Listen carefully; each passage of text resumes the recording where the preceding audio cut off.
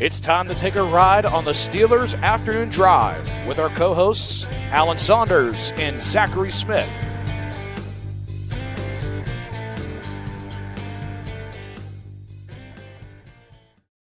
Welcome back to another episode of Steelers Afternoon Drive. I'm Zachary Smith. That means that's Alan Saunders. How are we doing, Alan? Doing good, man. Doing good. Got a little news today.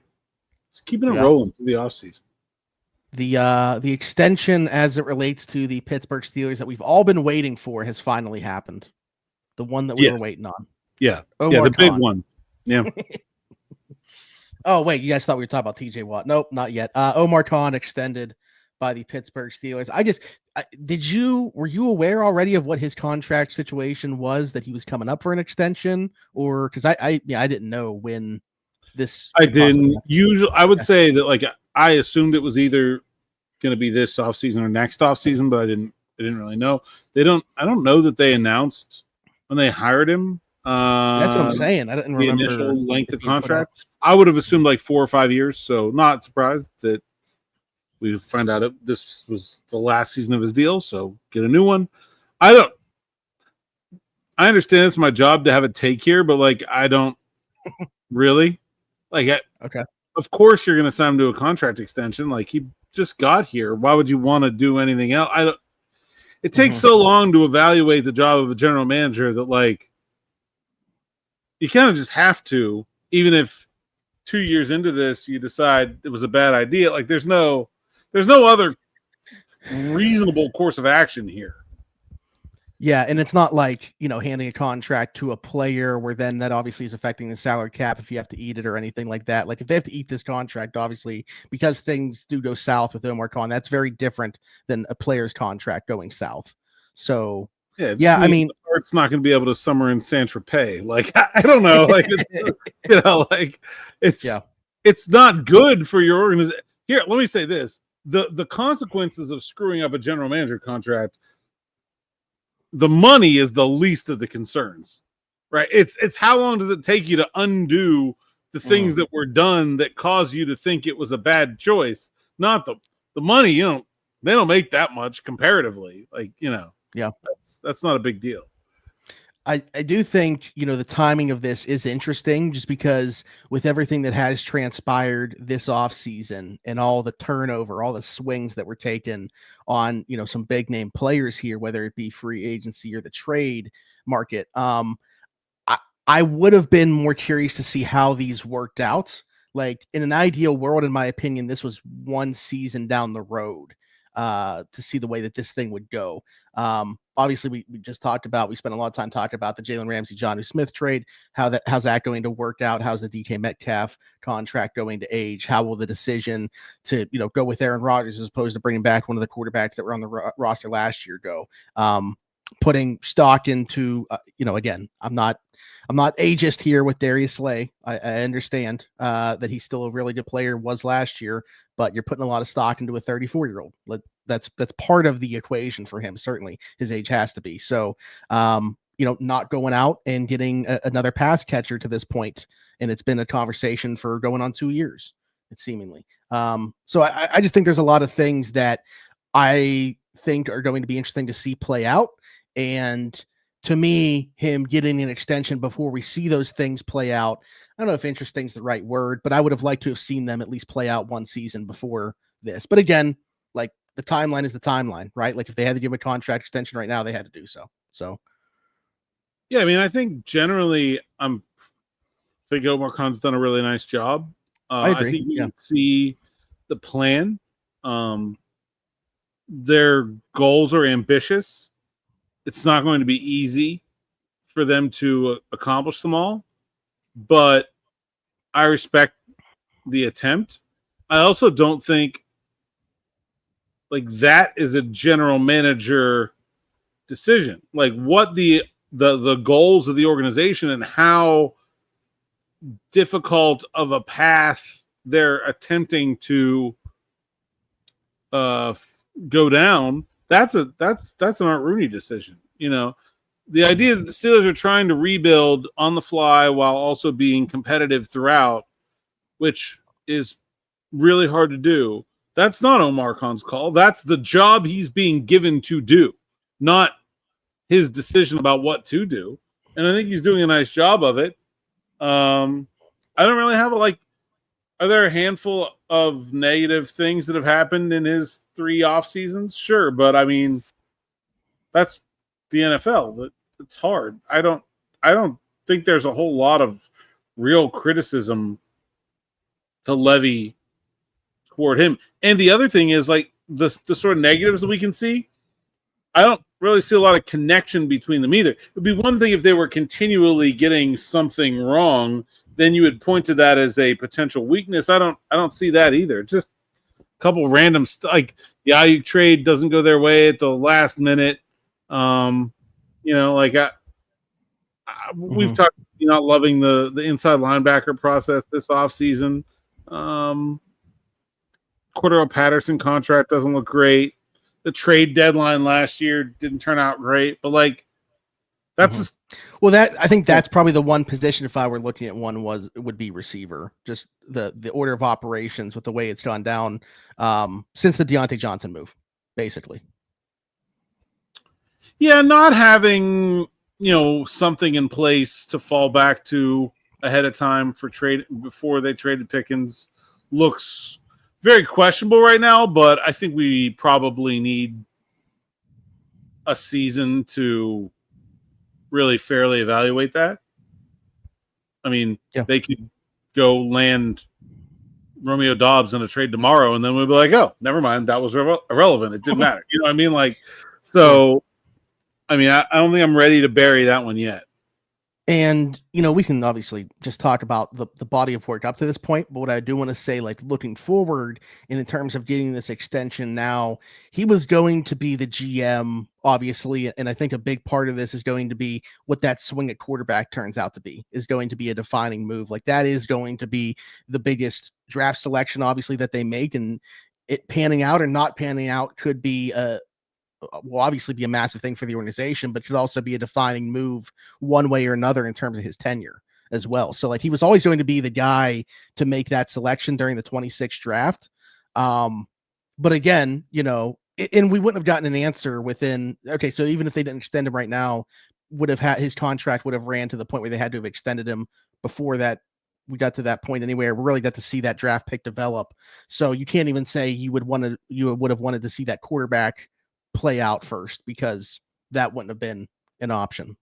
His contract. Yeah, there was really got an answer on quarterback.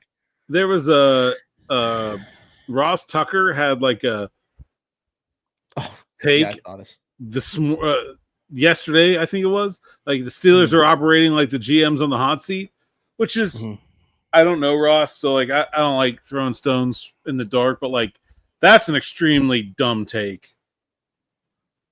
It shows a total lack of knowledge about what the Steelers have done, what the organization is all about.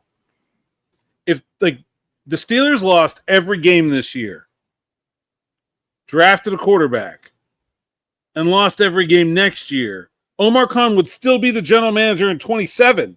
There's just the farthest thing from a hot seat. A guaranteed job for at least 2 more years after this one. Do you think that comes from just the organization at the top being in lockstep in terms of understanding where they are in the process? Understand this is still going to take time. The Steelers have been around since 1933. They've had 9 general managers. They get a lot of credit for their run of head coaches, but that's actually maybe more impressive, right? They're not gonna just blow in the wind about who has that job, for one. For two, he inherited this gigantic project that you hired him to do. Let him do it. What are you evaluating him on so far? They're maybe a third of the way through this gigantic rebuild they've undertaken. And the most important part, a quarterback, he hasn't even drafted yet. Mm-hmm. If you draft a quarterback and it turns out poorly, then I think maybe at that point you can have a conversation. But until then, you're not even having a conversation. And I don't know, maybe there are other teams that don't operate that way with their general manager. But if you know anything about the Pittsburgh Steelers, you should know that at no point is in the near future is Omar Khan's job in jeopardy whatsoever. Like, it's just like you said, like they signed this extension. Like the only season of this extension that he wasn't 100% going to be the GM for anyway was 2028. Like he was certainly getting at least until then the chance to draft his quarterback and the chance to see that player through more than his rookie season, where he may not even play, to find out how good he is or isn't. Like that's just standard stuff. Yeah. Well, to your point though, I think looking at it through the Steelers lens could be different than other teams, because I do think that we've seen teams maybe have too short of a leash. Like they are, I don't know if afraid is the right word here, but like not letting things play out.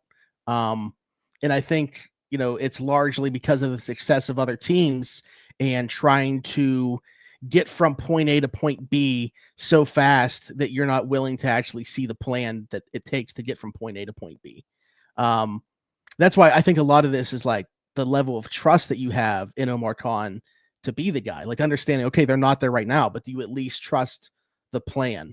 I've seen a lot of people say, honestly, both ways of this, because we're talking about the quarterback thing, but I'm trying to think of the way to word this. Like we've talked about process over results quite a bit on here. So if you look at the other moves that he's made and maybe do or don't trust those, that could obviously be a reason to make you think, oh, if I don't like this move, I don't like this move, I don't like this move. Yeah, it hasn't been like the big swing, but do I trust them to take that big swing if I don't even agree with these moves? I guess I don't know. I think the plan I guess I don't know. I don't know how to answer that, because I think the plan is clear and I like the vision and I think it's going to work. They got to hit on the quarterback, and that's not a sure thing. Mm-hmm. Look at the 49ers. I mean, everybody talks about how good they are at everything. They screwed their quarterback. Could you imagine if the Brock Purdy thing didn't work out for them, the conversation? Right. Things, yeah. So, like, just because they have a good plan doesn't mean it's going to work. But I think they have a good plan, smart plan, that makes sense. And I don't really know what else you can ask for. Yeah. Yeah, I think, again, going back to like, a lot of times we're just looking, well, I say we, but just speaking as a collective group here, looking at things through the Steelers lens as opposed to, big picture looking around the league. And if you look at it through that scope, as opposed to just the Steelers scope, like you'll see the way that business is done there. And I think have a lot more questions about the way that things are done there as well. So I think just because everybody's so hyper fixated on what the Steelers are doing right now, and it hasn't been at the snap of the finger that they've been back at the level of the Chiefs, the Bills, the Ravens, and haven't been able to compete on that level, that people just think they're never going to get back to that level. I don't understand that, really. I mean, it's so clear what the separator is. It's just success at the quarterback position. And you can only take those swings so often. They took one in 2022. It didn't work out. They're going to try again next year. That's really all that's separating the Steelers from anybody. I mean, Steelers had a quarterback of that ilk that'd be a favorite to win the Super Bowl. Like, it's really all they're missing. I mean, they need other stuff, but like everybody also needs other stuff. Like, talk a lot about the Steelers wide receivers. Who's catching passes in Baltimore after like 4 and 18? Like their wide receivers aren't very good. So there's everybody has in a salary cap league. Everybody's going to have places where they're weak or they don't have enough depth or something. Quarterback is the big reason the Steelers aren't where they want to be. Yeah, absolutely. And that's another thing in terms of like looking at it just as the Steelers, because we could talk about should there have at least been some contingency plan along the offensive line if things go south for Broderick Jones. Now, obviously, they opened up a hole at free safety, and we'll see how they address that. It's hard to check every single box. Like you're going to go into a season, obviously, with holes and with questions, as every team is going to be who's able to mask those or on the fly minimize not having that dude at that position, the best. I think that's the big question. Go look at the Chiefs. Their offensive line's been kind of a mess. Their wide receivers have been a total disaster. They've cycled through a bunch of kind of no-name running backs. Like, they have plenty of roster questions. They're just able to cover them up with Patrick Mahomes and Travis Kelce. Like, Steelers win the Super Bowl in Eagles, obviously. The Steelers win the Super Bowl in 2008. Their offensive line stunk. Like, they were actively bad, and they won the Super Bowl. The Eagles model is pretty rare, where you have just built this absolute fortress of a team where you can put a kind of average second-round quarterback in there and have him lead you to a Super Bowl. That's much, much, much more difficult and much rarer of a thing than just having Patrick Mahomes and letting him win for you. Yeah, I was just saying, literally, you look at the Eagles and like up and down their roster, what's the weakness? Like, I mean, they even have the depth in the trenches as well. I mean, safety, like maybe, I don't know, but like, yeah, and not to downplay. Yeah, I mean, they still have Blankenship and Sidney Brown is going to start, and they drafted Andrew Masuba. It's not bad. No, well, that's the point. That's the point. Like, if you look at their roster, though, it's probably the group that you would have the most question about. It's because of Sidney Brown and Makuba on the other side of Blankenship's an established player at this point. But man, yeah. Anyways, I don't even remember where we were at before I turned it into an Eagles conversation. Yeah, we'll see. We'll see how things turn out there. More thoughts on just in general, Omar Khan, the extension, tenure in general? No, I mean, like I said, this was sort of a no-brainer move and had to happen at some point. So, sure. I asked you a lot about the timeline of things. The timeline of this taking place on July 3rd. Notable at all? Any reason that they would be doing this business at this point in the calendar? No. They have maybe they wanted to get this done before. You said front office members are going on vacation or something here soon. Maybe they just wanted to take care of this business prior to. I'm not sure. Maybe Omar's going to Saint-Tropez and he's like, hey, all right, you think we can get that contract taken care of before I leave? A little light, I could use some travel money. Yeah. Yeah. There you go. But yeah, the big thing obviously is going to be the quarterback and them taking that swing, how that player turns out. And we're not going to know that for a few seasons. So one of the best signings of the Omar Khan tenure, I think universally, would be the DeShon Elliott one everybody would talk about. We got a question about DeShon Elliott. Question for the pod.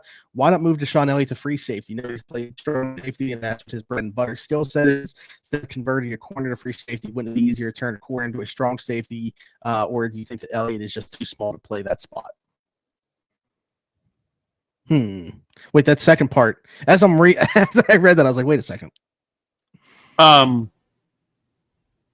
No, Elliott is too big to be a free safety, and is only a strong safety, and is only good because he finally found a team that lets him be a strong safety.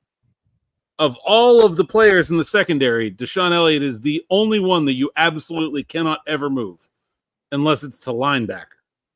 Like he is 100% a strong safety only, and can never do anything else.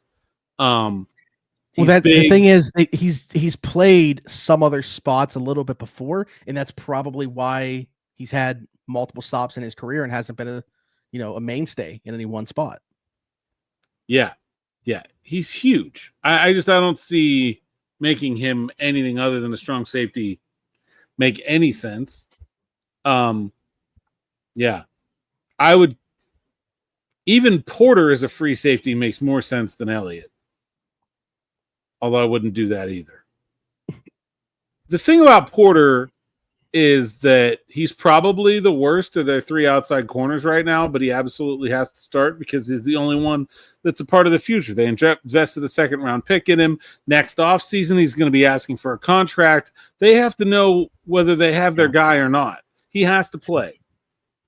And unlike what clueless national commentators to tell you, this team is not in a win now, all in mentality that they're going to do anything that takes away from their future to help them win more this season. And not playing Joey Porter Jr. would certainly take away from their future, so they're not going to do it. So somebody else has to move. I guess it's going to be Ramsey. Why would Slay want to move at 34 when he's played there his whole career? Unless maybe I just think Ramsey's a better fit to move around the defense. He's done a little bit of it in the past. Whether that's the slot or free safety, I think in some ways remains to be seen. Probably Warren Thornhill's a better, more experienced, established player than Beanie Bishop, so you can kind of make that the tiebreaker in some ways.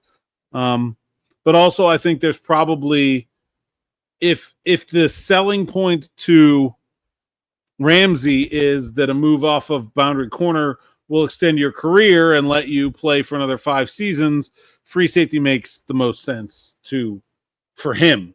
So that's probably the place where what's good for the player and what's good for the team aligns the most. And it doesn't have to be one or the other. He can go do both. He can go play free safety in the base defense and then move down into the slot and play nickel in the nickel and bring Thornhill in as the 5th defensive back. Yeah, another thing that was kind of thrown in here was, do we think that in addition Haas is in all caps here, needs to be made to the safety group? Like, even if it's not going to be a starter, like, do they need to bring in another body at the very least, in your opinion? Yes. There is no backup free. Quindell Johnson is the only backup free safety on the roster right now. You can't go into training camp like that. Mm-hmm. Even if your intention is to move one of the 2 outside corners to free safety semi-permanently, that's still not a good idea. Yeah. This one from Justin was actually from last week, but I don't think that you talked about it on the Morning Rush. We haven't brought it up on here. And honestly, it goes kind of along with Omar's tenure. So question: at the beginning of the offseason, you guys hosted JP Acosta on here, which is a great guest, by the way. He said the Steelers' priority this offseason should be to QB-proof the offense. Do you guys believe now the franchise has made a sufficient effort to support an aging bridge quarterback and or begin the process to QB-proof the offense for whichever QB they select in the first round next year? I think they've done a better job of quarterback proofing the team. I don't know how much they've quarterback proofed the offense. By that, I mean, they've made the defense into the kind of unit that almost can't fail. DK Metcalf certainly helps any quarterback. I really think, to give this answer a yes, there needs to be another wide receiver. I don't think I can say yes to this with just Metcalf and the current group of receivers. JP was on before George was traded because it was before the draft and stuff. So since that was said, they've traded George Pickens and traded for Jonnu Smith. Those are the offensive additions and subtractions. So, yeah, I mean, I think you're right. And even honestly, if they were to bring in, say, like a Gabe Davis, like my prediction is or whatever, that's not like necessarily a long-term thing towards QB proofing this offense for the next guy. Like, it's a better option for 2025. Yes. I think the additions to the running game and getting Caleb Johnson as a future piece and solidifying that is nice. Mm-hmm. But yeah, I have a hard time saying they've accomplished that goal at this point. Yeah. And honestly, like, how much of that is just like not just having the players in place, obviously, but the answer kind of needs to be seen on the field, right? Like, if this offensive line takes a massive leap. Yeah. Yeah. Like, I mean, that'll be a big part of it is the Steelers go out and the offensive line, even if they don't pass protect great, if they go out there and run block like demons and Caleb Johnson and Jalen Warren are combining for 200 yards every game, then that is quarterback proofing the offense by making them irrelevant, right? By allowing the quarterback play to not matter that much. But outside of adding Caleb Johnson, which I think is a nice move, we're not really going to see that until we see this offensive line play. Yeah. Right. So I guess TBD on that still for the time being, Justin. Desert Cactus, thought occurred to me. I think we kind of touched on this as well. Thought occurred to me. It was an odd in the moment to me that the Steelers had draft interest in the safety position, but it makes sense now after moving on from Minka. But now I think the seeming odd pick of Jack Sawyer along with current. Now I'm thinking about the seeming oddity of drafting Jack Sawyer along with current Watt negotiations. Yeah, so I think that we touched on this when I brought up that would you throw safety now if they had been not necessarily wanting to trade Minka, but if it was a possibility going all the way back to March. We saw some pre-draft interest in safeties, which would definitely make sense, but then not taking one. Should it be thrown in the same bucket as receiver where it's like you knew trading George was on the radar. They end up doing it, but then don't have somebody else to fill in for that spot. What's your thought on that? I think you could, but I don't think there was an obvious player to point to that would have made the pick. Like, there wasn't really a safety to take. Like, Lathan Ransom went one pick ahead, and he's not a Minka replacement in any way, shape, or form. Malachi Moore went the player in the fourth round, and I was thinking of had him as like a 6th or a 7th round pick. Like, yeah, I think you said that on here. There wasn't anybody that Jalen Reed, I think, got way underdrafted. He went in the 6th round. Yeah, I was taking him in the 4th. Like, in I spot, think basically. Maybe you could make an argument for Jalen Reed, but there weren't a lot. Let me just say there was not the obvious player. Like, the thing about Jack Sawyer is he was a 2nd round pick that fell to the 4th. And you can make that argument for picking over a position of greater need, but I think that argument is less valid when you have players at the position of greater need that were also 2nd round picks that fell to the 4th, right? Like, there was not that equivalent at safety where there was no 2nd round safety that fell to the 4th round, but there did happen to be a 2nd round wide receiver. Well, yeah, that's what I was going to add. There was whatever safety you're talking about. Any one of those names, say they draft Jalen Reed, that guy's not playing over Juan Thornhill after a Minka trade. The receiver that they could have drafted there could have been their starting Z right now. So yes, yeah, I think that's the difference for me. Yeah, that's a good point. Yeah, you're not doing better than Juan Thornhill with that pick. You could do better than Roman or Robert Woods with that pick. Yes. Mm-hmm. So I guess you probably haven't gotten to have a conversation with anybody yet about that, but part of that question piqued my interest in terms of just like, I am curious, about the safety interest. Did you have a conversation with anybody, like even going back to when we saw like safeties coming in, about like, hey, why is this the case? Like, did you get any intel on that interest? No, not really. Okay. I'd be curious now in hindsight if anybody would be more open to talking about like if that was the reason or not. I'm looking for one that might be a quicker answer here. We'll answer Dave's before we get out of here. A question to ask yourself: do you think the offense could be so much better this year that it allows Arthur Smith to get another head coaching opportunity? And if so, do you think that we'd have players on the team right now that would follow him in that process? Yeah, I mean, he got an interview last year, and he got offered the North Carolina job. I think it's clear that we should consider Arthur Smith a potential head coaching candidate in 2026. Would I worry about players leaving to follow him? Not particularly. I mean, I don't think that there's anybody that Calvin Austin, like who else is a free agent that I care much about? Yeah. Jaylen Warren, but those aren't Arthur Smith guys. Like, yeah, I'd be more concerned about the Steelers having to make another offensive coordinator hire, which is something they have not been very good at. That would be a concern. Yeah, we talked about that last year when people were trying to push Art out the door. Was, hey, we've seen how these hires have gone in the past. Do we really want them to have to make another one right now when we at least feel like we have a pretty good baseline of what Artie brings to the table? Yeah. I don't. Yeah, I wouldn't want to go down that road.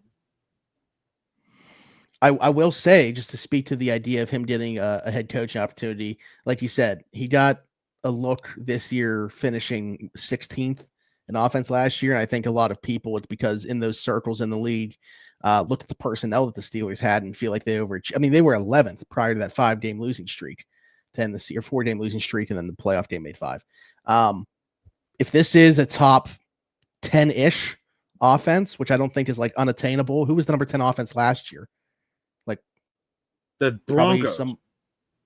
So like I feel like that's relatively attainable. If that's the case, I think he's right back to being talked about again.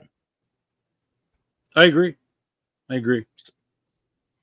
So, all right, good stuff. Appreciate the questions. As always, let us know your thoughts in the comments about Omar Khan's extension, the body of work so far, anything else that we talked about today. But Alan, you know the drill. Tell the people that find you. Saunders _PGH on X, Instagram, TikTok, and Blue Sky. PGH Steelers Now site's account, SteelersNow.com. Go there, read the words so I can get paid. Sign up for SN Plus so you get access to our subs-only live stream, our exclusive content at SteelersNow.com, and ad-free reading at SteelersNow.com. That's really the best part. It's awesome. The ads are horrible, I admit. And, of course, anyone could like, subscribe, hit that bell for notifications here on the YouTube channel. We continue to try to grow. And, that's about it. You know what's funny is, breaking the fourth wall here. It's going to look like we had more subscribers on Thursday than Friday. We lost one because it's at 74 right now, and we're on 73 tomorrow. So, well, but we can do 74 then. So, I think I've done him before. Terry Long was a tackle in the late 80s and early 90s. Sadly passed away a few years ago, very young, in his 40s. Terry Long is the 74 at the top of my mind. He was one of the first guys that Dr. Omalu had diagnosed with CTE. Oh, okay. I don't think it's Willie Cologne's the one that comes to mind for me, and I don't know that a second one does. Is anybody wearing it right now? Spencer Anderson. Oh, Spencer Anderson. Okay. All right. I think that one I used the last time we did this was Nolan Harrison, defensive lineman in the late 90s. Hubbard was 74, wasn't he? Now that I think about it. Yeah, I think that's right. Okay. I think that's right. I mean, definitely offensive lineman. Chaz Green a couple years ago wore it. Wow. Chaz Green. There you go. That guy had one of the best beards I've ever seen. It was like lush and shiny. That guy had like a beard care routine like no other. There we go. That's what he brought to the table. All right, so let us know if you have a favorite 74 in Steelers history. We want to know it down below. If it's Chaz Green, you get bonus points, which means I don't know what you get, but you get bonus points. If you're listening somewhere else, Apple, Spotify, wherever you get your podcast from, be sure to leave a 5-star review and subscribe over there. Just search Steelers Afternoon Drive. Do the same thing over on TikTok, and then you'll find me everywhere. Zachary Smith, PGH, Alan Saunders, and myself. Thanks for jumping in. Take another ride on the Steelers Afternoon Drive.